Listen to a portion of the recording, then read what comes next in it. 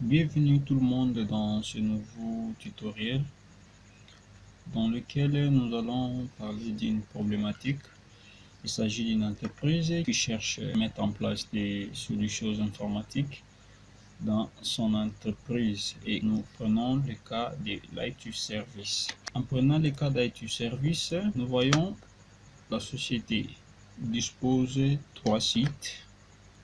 La société dispose de 3 sites à travers le pays, y compris sa direction générale. On nous dit dans chaque site, il y a un parc informatique composé de serveurs et postes clients, comme ça se fait partout ailleurs. Dans chaque site, l'on trouve 3 services occupant un immeuble de 3 niveaux. On suppose que dans cet immeuble de 3 niveaux, il y a le service commercial qui occupe le premier niveau, le service finance, technique. Donc, le service commercial, nous voyons qu'il y a 10 utilisateurs.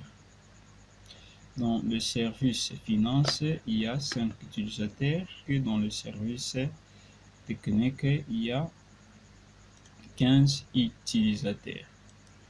Donc, comme il y a 3 sites, nous prenons 10 ici, fois 3.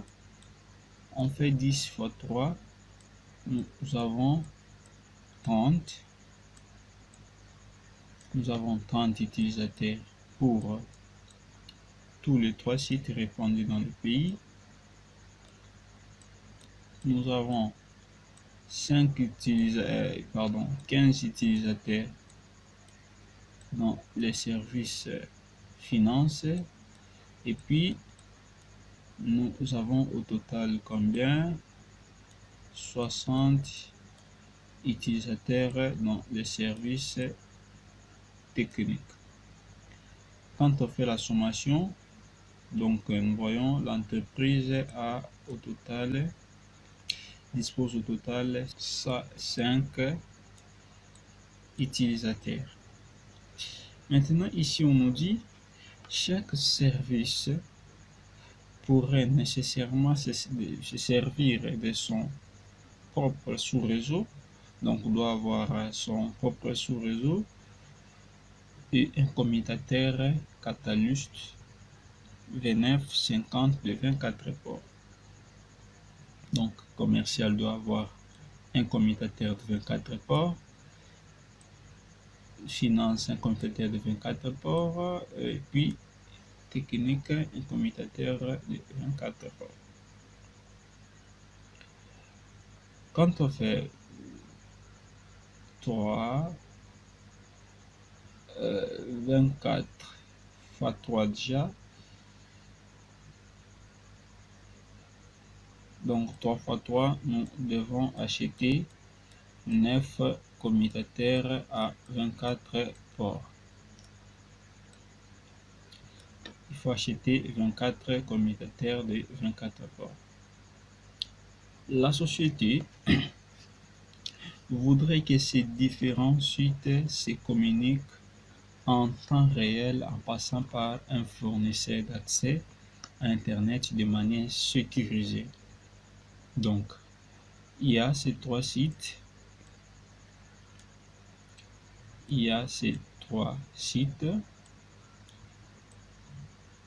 Donc, le site A,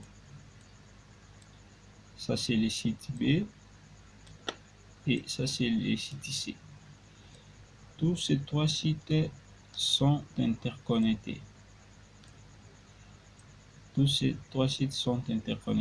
on sait que ça passe via l'internet ici. Ça c'est l'internet, ça passe par ici. Mais on nous dit que les informations quittant le site A vers le site B soient faites de manière sécurisée et en temps réel.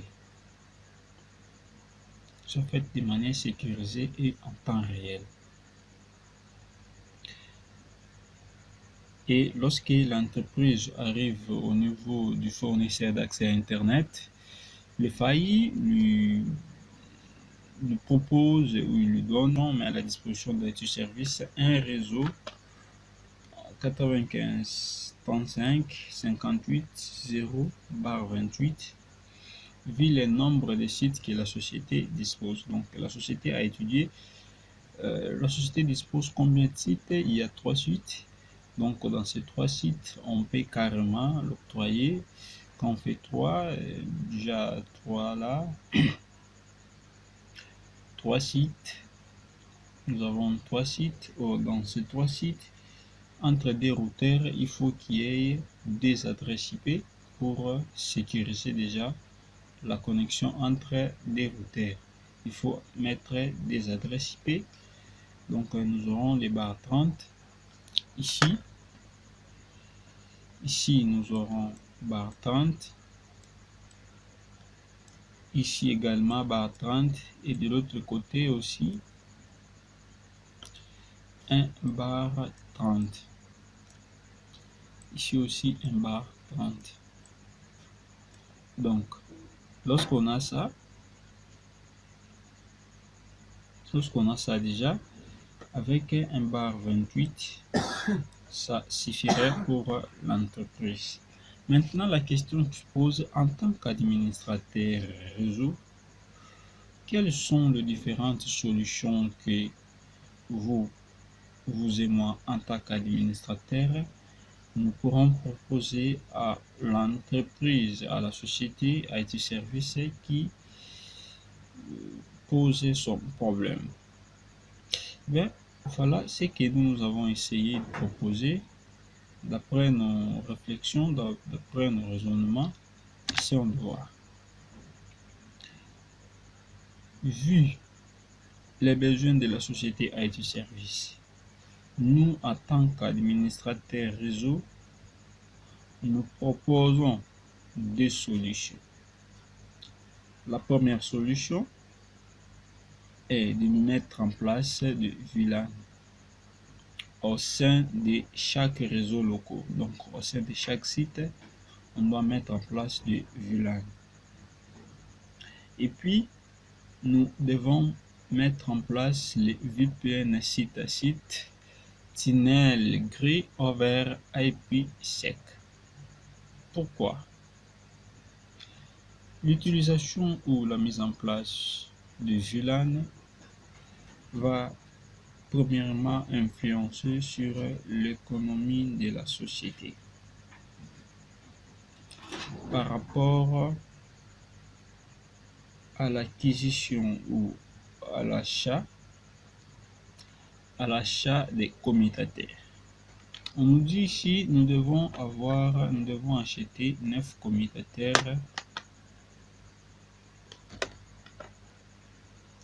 Nous devons acheter 9 commutateurs de 24 ports.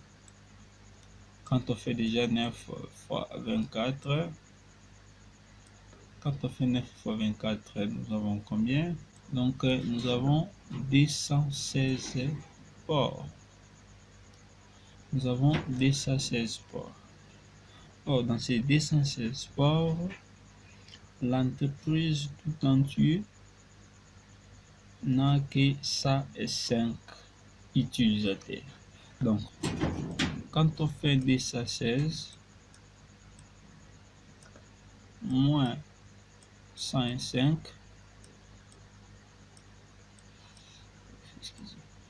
moins 105, ici nous avons 1. Donc, nous avons 111 ports qui ne seront pas utilisés. C'est déjà un gaspillage. C'est déjà un gaspillage parce que ça dépasse même les 100%. Ça dépasse même les 100% des ports utilisés. Maintenant, nous avons pensé à créer le VLAN. Lorsque nous allons créer le VLAN, comme nous avons dans chaque site, on a 35 utilisateurs. Or, avec un commutateur 48 ports, un commutateur de 48 ports va gérer tous ces utilisateurs. Maintenant, qu'est-ce qu'on va faire? Dans ces 48 ports, nous allons maintenant segmenter ces switches. Nous allons créer des ce qu'on appelle des domaines de diffusion en créant des VLAN. Donc ici, on peut avoir 3 VLAN. 3 VLAN, on répartit carrément le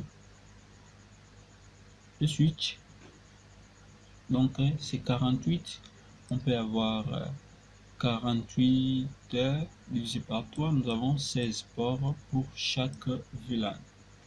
Nous avons 16 ports pour chaque service. Pendant que, non, excusez, nous pouvons doter 16 ports pour commercial parce qu'il y a 10 utilisateurs. 16 ports pour commercial. Nous pouvons donner 10 ports pour finance et puis le reste c'est pour technique. Donc ça va rester ici combien? 22 ports. On laisse ça pour technique. On laisse ça pour VLAN technique. Donc au lieu d'avoir 3 switches, donc 70 ports, au lieu d'avoir 70 ports pour un site, nous avons 48 ports. Nous avons 48 ports. Il y a déjà quand même 24 ports qui va rester non utilisable. Donc au lieu d'ajouter un commutateur de 24 ports, cet agent va servir à autre chose dans l'entreprise. Cet agent va servir à autre chose. Et en plus, lorsque nous avons des switches à chaque niveau, parce qu'on a dit que non, la société occupe 3 niveaux. Lorsque nous avons trois commutateurs, on suppose que dans chaque niveau, nous devons carrément avoir peut-être un petit baie de brassage, un petit rack qui va faire quoi? Qui va gérer ces switches, parce qu'on ne peut pas laisser le switch comme ça. Le switch sera peut-être logé dans un petit rack. Tout ça, c'est déjà de l'argent. Au lieu de faire tout ça, on peut acheter qu'un seul rack ou une seule baie de brassage qui va faire quoi? Qui va gérer tous ces utilisateurs. Donc, au lieu d'acheter autant de racks, on achète qu'un seul rack qui va supporter peut-être un switch ou des switches à 24 ports. Ou des switches avec 4 ports. Tout ça, ça influence déjà l'économie de la société. Et puis, la deuxième solution de mettre en place le VPN, c'est la suite fenêtre. Pourquoi cette solution? La mise en place de VPN va garantir la communication entre différents sites en temps réel et de manière sécurisée. Lorsqu'on veut que un paquet qui quitte ce site vers celui-ci et vice versa soit faite de manière sécurisée et en temps réel, la mise en place de VPN c'est une solution très adéquate pour résoudre ces problèmes. Pourquoi? Parce que lorsque nous créons des VLAN, lorsque nous créons des VPN, la communication ne passera plus au niveau de l'Internet. Parce qu'au niveau de l'Internet, il y a beaucoup de routeurs qui doivent faire des routages de paquets, jusqu'à atteindre la destination. Mais en utilisant les VPN, on sait que lorsque je lance une requête ou lorsque j'envoie un paquet quittant le site A vers le site C, donc notre donnée ne passera pas au niveau du routeur, au niveau de la ligne des failles, mais on va créer des lignes virtuelles. Donc au lieu que la communication passe par ici, la communication va alors passer au niveau des tunnels. Donc, la communication est assurée, la communication est sécurisée. Et en plus, comme nous connaissons déjà l'adresse IP de destination, cela doit se faire de manière en temps réel, en temps réduit, parce qu'on connaît déjà la destination. On connaît la destination lorsque j'envoie un paquet, lorsque je mets un trafic ou une requête, je sais que je pointe vers tel routeur. C'est pas ça, c'est déjà une bonne chose grâce aux adresses IP publiques que le FAI va nous donner, parce que lorsqu'on nous donne les adresses, les IP publiques statiques, on sait que le routeur C va utiliser une telle adresse IP, et lorsque je vais me communiquer avec ce routeur, je vais utiliser une telle adresse qu'il utilise pour le joindre. D'où cette solution de VPN tunnel. Mais nous voyons quand même dans cette solution, il y a la contraction. Il y a la contraction des deux protocoles de sécurité du réseau.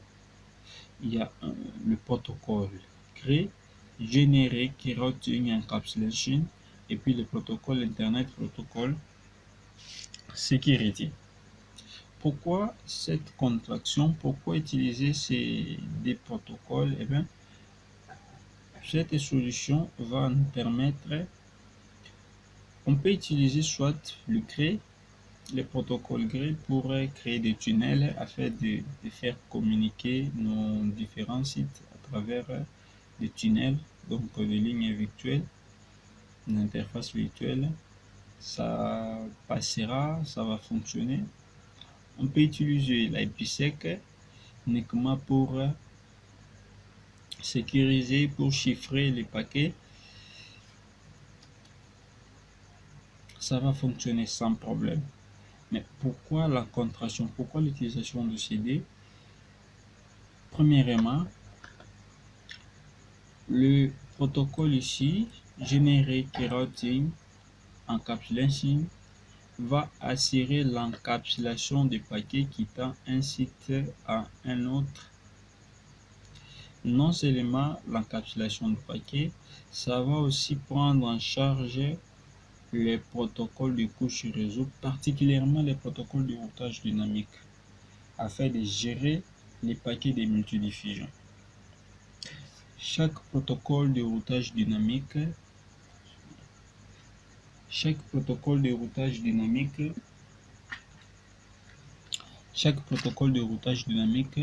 utilise une adresse de multidiffusion.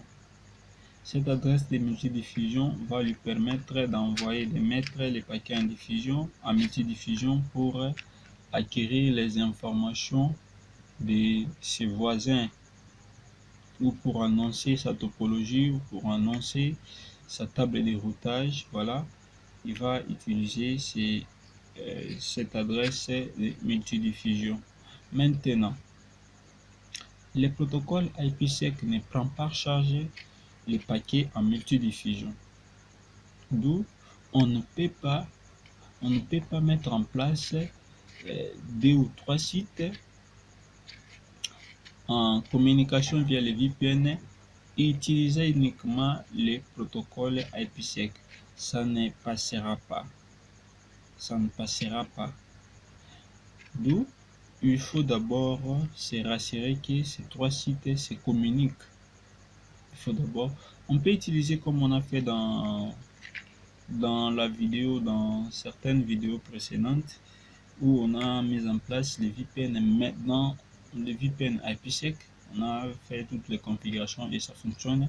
Mais dans ce cas, qu'est-ce qu'on a fait? On a utilisé le routage statique. Avec le routage statique, il n'y a pas de paquet de multidiffusion, parce que là, les configurations sont faites de manière manuelle. Mais avec le protocole dynamique, là, c'est donc les configurations sont faites de manière automatique. Donc les mises à jour et tout seront faites de manière automatique. Maintenant, nous allons mettre en place les grilles pour que, en créant les interfaces virtuelles de tunnels, nous aurons maintenant la possibilité de faire communiquer nos différents sites à travers les routages dynamiques. Et puis l'IPsec va assurer le transport de paquets. Quels sont ces paquets? Ce sont des paquets encapsulés par les protocoles Generic Routing Encapsulation en les chiffrant de bout en bout. Donc, il transporte ces paquets de la source à la destination tout en les chiffrant pour garantir quoi? Pour garantir la sécurité, pour garantir l'intégralité et l'authentification de l'information que nous sommes en train de s'échanger dans les réseaux. Voilà, je pense que j'ai tout dit ici. Et puis, les protocoles de routage dynamique que nous allons utiliser, c'est le protocole EIGRP. C'est le protocole EIGRP. Et l'EIGRP, c'est un protocole de routage à vecteur de distance puissant qui est relativement utilisé, qui est relativement simple à configurer pour des réseaux de base. Je ne parlerai pas, je ne dirai pas en profondeur est-ce quoi les routages à vecteur, les protocoles de routage à vecteur de distance. Je ne parlerai pas en profondeur les GRP. J'ai fait juste un tout petit résumé de quelques secondes. Je sais que si Dieu voudra, nous allons organiser un module de routing et switching dans les prochains jours. Et c'est alors que nous pourrons peut-être parler des GRP, des protocoles RIP. C'est quoi un protocole de routage à vecteur de distance? Un protocole de routage à vecteur de distance, c'est tout simplement, ce sont des protocoles de routage dynamique qui n'ont la connaissance que du réseau de routeurs voisins. Suppose que nous avons trois routeurs. Nous avons trois routeurs ici. Voilà. Je peux donner cet exemple. Nous avons trois routeurs comme ça. Ici, il y a un réseau LAN. Ici, il y a un réseau LAN. Et de l'autre côté, il y a un réseau LAN. Les routeurs ici, A, B, C.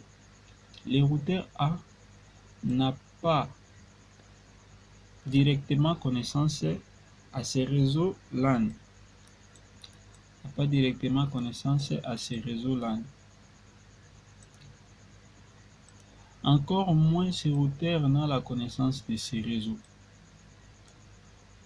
Encore moins ces routeurs n'ont la connaissance de ces réseaux lorsque nous utilisons les protocoles de routage à vecteur de distance. Il a au moins connaissance des réseaux ici et lui il a connaissance de ces réseaux ici. Et ces routeurs ont connaissance de ces réseaux en même temps la connaissance de ces réseaux. Ici, si nous utilisons des protocoles de routage avec des distances, si nous utilisons des protocoles de routage dynamique, ces routeurs vont nous servir de faire ce qu'on appelle la redistribution des routes. La redistribution des routes pourra se faire au niveau de ces routeurs, au cas où nous utilisons des protocoles différents. Nous utilisons des protocoles différents. Voilà. Maintenant, les protocoles, il y a les protocoles de routage à état des liens. Les protocoles de routage à état des liens, ce sont des protocoles qui ont la connaissance de toute la topologie. Donc, nous avons les cas des OSPF. Nous avons les cas des OSPF. Nous avons les cas des IS. Ce sont des protocoles de routage à état des liens. Mais les protocoles de routage avec les distances, nous avons les RIP, nous avons les IGRP,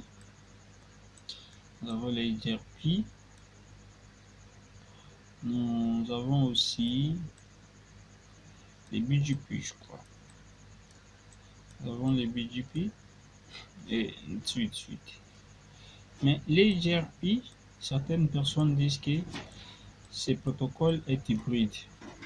Ce protocole est hybride dans le sens où il est averti de distance en même temps à état de lien par rapport à ses fonctionnalités. On rappelle que ce protocole a trois types de tables.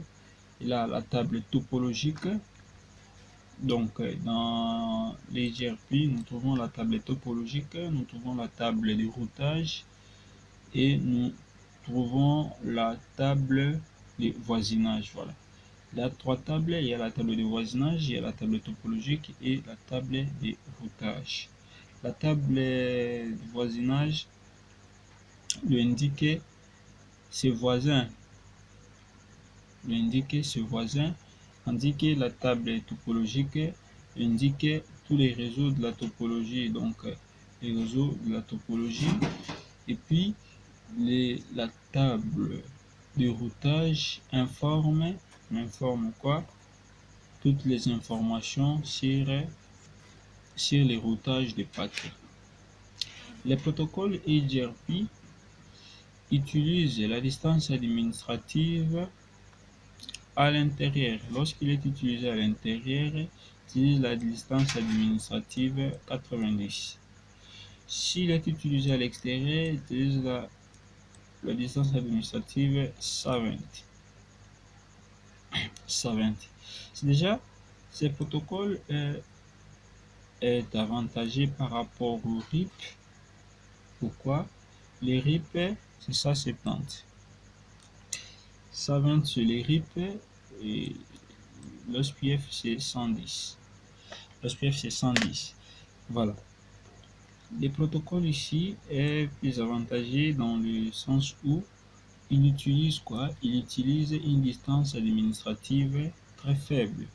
Or, dans le choix de la métrique, donc lorsque on veut élire l'élection d'une bonne route, on tient compte de la métrique la plus faible et puis de la distance administrative la plus faible. Si un routeur utilise des protocoles de routage comme les GRP et puis le RIP, il va préférer prendre la route EUGRP. Pourquoi? Là, il y a la distance administrative très faible par rapport au RIP. Voilà. Nous avons présenté ici un petit canevas. Donc, nous aurons dans cette solution 4 parties ou 4 vidéos. La première est celle-ci, dont nous sommes en train de parler de tout ça. La seconde vidéo va parler de configuration de VLAN et routage inter-VLAN. La troisième, nous allons configurer les routages dynamiques. Donc nous allons configurer le tunnel et puis nous ferons les routages dynamiques et à la fin nous allons configurer les protocoles IPsec. Voilà la topologie que nous avons. Ça c'est notre topologie. Nous voyons ici ces routeurs. Donc il y a les routeurs de Kinshasa ici, les routeurs de Lubumbashi et puis les routeurs de Goma.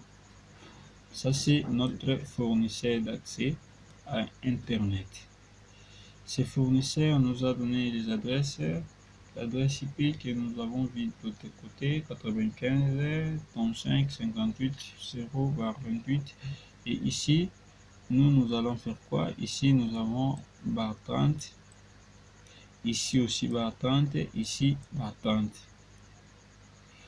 Maintenant, nous allons nous servir des tunnels. Nous allons nous servir des tunnels pour faire quoi? Pour faire passer nos informations qui passent ces routeurs vers les routeurs ici. Nous allons utiliser les tunnels. Voilà. Voilà comment ça va se passer. Nous allons utiliser les tunnels pour faire communiquer nos différents sites. Au lieu de passer par les routeurs WAN, les routeurs du fournisseur, nous allons passer par les tunnels. Nous allons passer par le tunnel.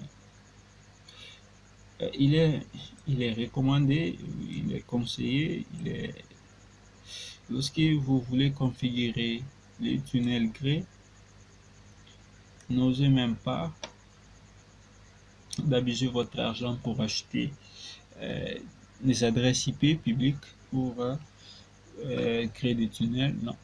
Au niveau des tunnels, on utilise les adresses IP privées.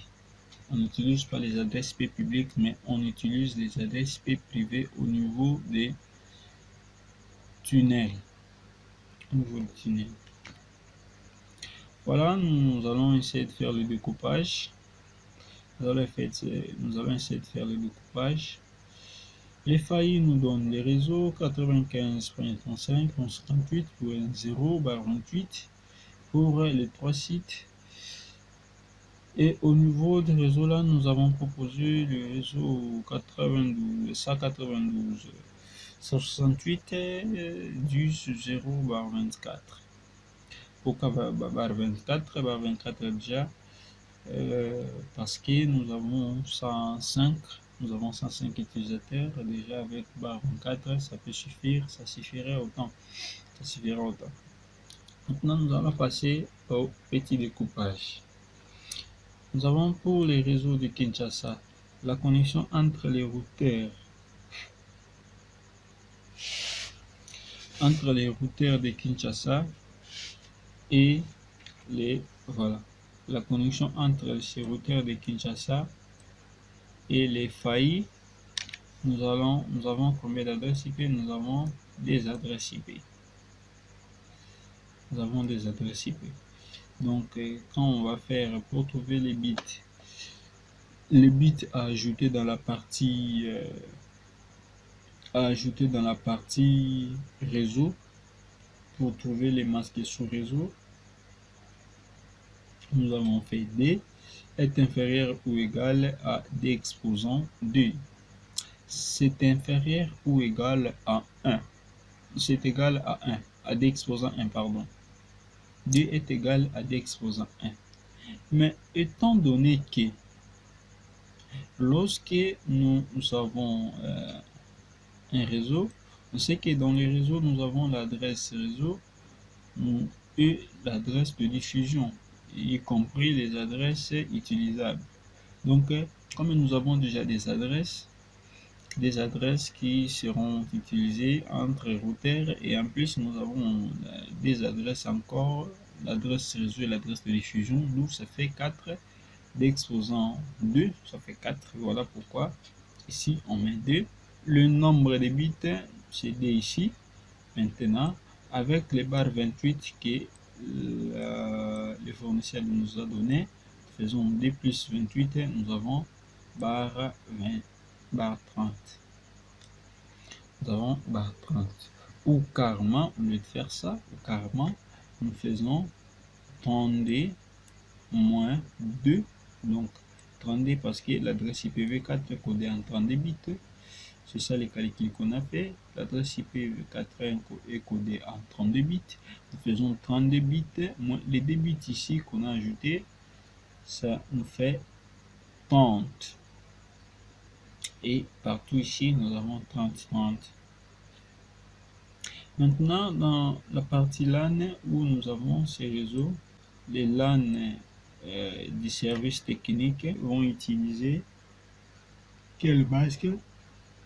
Donc, dans chaque site, Dans chaque site, le service technique a combien d'utilisateurs? A 20 utilisateurs. Et ces 20 utilisateurs,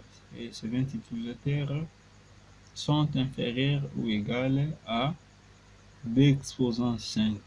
D'où le nombre de bits, c'est combien? C'est 5. Quand on fait 32 moins 5, nous avons 27. Donc, le masque réseau pour le service technique dans tous les sites, c'est bar 27 et nous allons segmenter. Le réseau du service commercial, 10 utilisateurs, c'est d exposant 4. D exposant 4, nous avons 4 bits, 32 moins 4, ça nous fait 28. Ça, c'est les barres que les services commerciaux vont utiliser. Et puis finance, 5 utilisateurs sur l'exposant 3 bits, 32 moins 3, nous avons 29. Voilà le petit découpage que nous avons fait. Ici maintenant, après ce découpage, ici maintenant, nous faisons les affectations.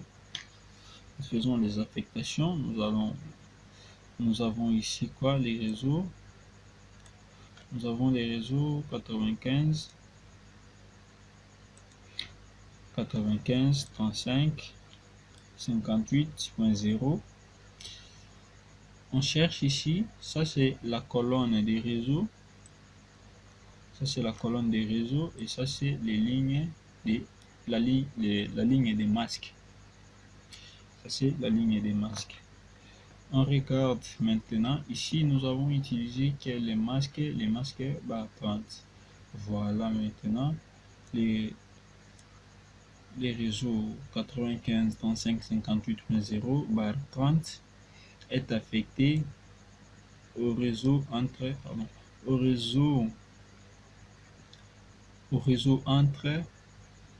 les routeurs de Kinshasa et les routeurs WAN. Les réseaux 95. Ici l'incrémentation est de 4. 95.1 et 35.58.4 est affecté au réseau de routeurs de Goma et les réseaux WAN.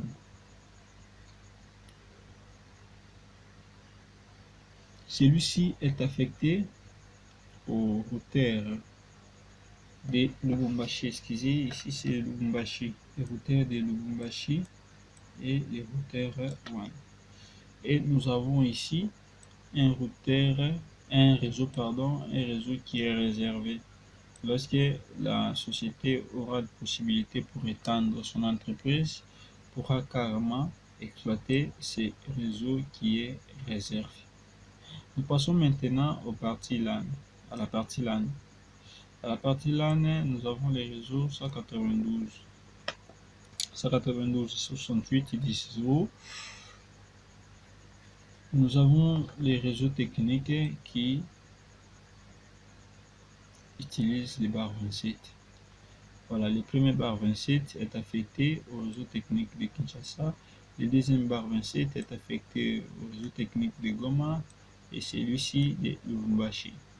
Nous passons ici l'incrémentation de 32, 62 plus 32, c'est 96. Voilà. Nous sommes au niveau de commercial. Ceci est affecté à Kinshasa, ça à Goma et celui-ci à Lubumbashi. Ici l'incrémentation est de 16.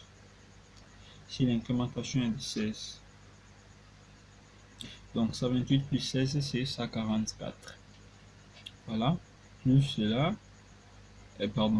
ça c'est affecté aux finances de Kinshasa, finance Goma et puis finance Lubumbashi. Et puis nous avons les restes ici, donc plus 8, l'incrémentation de 8 ici, plus 8, 68. Donc 192 ou 168, 112.168 et jusqu'à 155 sont des adresses IP ou le réseau qui est réservé au cas où le réseau sera étendu. C'est alors que l'entreprise pourra recourir à ces adresses qui ne sont pas utilisables. Merci chers tous. Voilà, ici nous avons essayé de proposer une problématique et puis dans cette problématique, nous avons essayé d'étaler une petite solution qui est très adéquate par rapport aux besoins.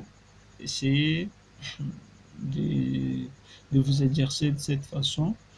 Regardez nos vidéos, regardez toutes les configurations que nous sommes en train de faire.